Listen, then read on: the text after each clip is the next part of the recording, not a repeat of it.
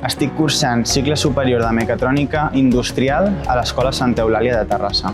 Estoy cursando un estudio de grado superior de control de calidad del Instituto La Románica. Pues hago una formación profesional de grado superior de mantenimiento electrónico en el Instituto de Terrassa. Pues actualmente hago un grado superior de laboratorio de análisis y control de calidad en el Instituto La Románica en Barberà del Vallès. Estoy cursando Administración y Finanzas en el Instituto Jaume Mimó.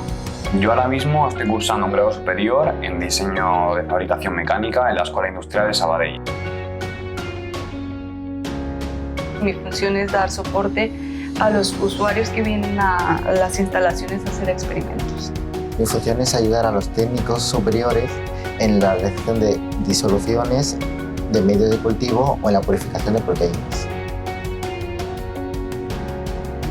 Sí, l'estic desenvolupant. Es tracta d'un circuit pneumàtic d'emergència, de subministració d'emergència en cas de que falli qualsevol circuit d'aquí del sincrotró.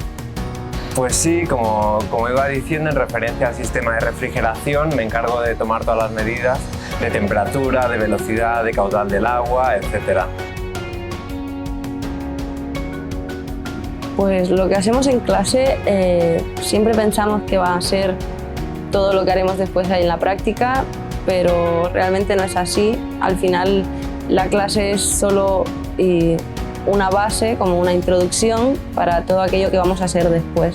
Realmente yo sobre todo los aplico a la hora de hacer los planos, a la hora de elaborar los planos sobre de las piezas o de lo que se me encargue. Porque en el 3D sí que es verdad que se aplica teoría, pero es todo mucho más práctico, pero en los planos sí que hay que respetar una serie de normativa de dibujo técnico. Doncs en que era molt guai, les instal·lacions eren impressionants i en la sort que havia tingut de poder estar en un lloc com aquest. Ostras, pues pensé que era una gran oportunidad única porque entidades científicas como estas hay muy poquitas en el mundo y era algo que tenía que aprovechar sí o sí porque quizás no se me planteaba algo así en la vida otra vez.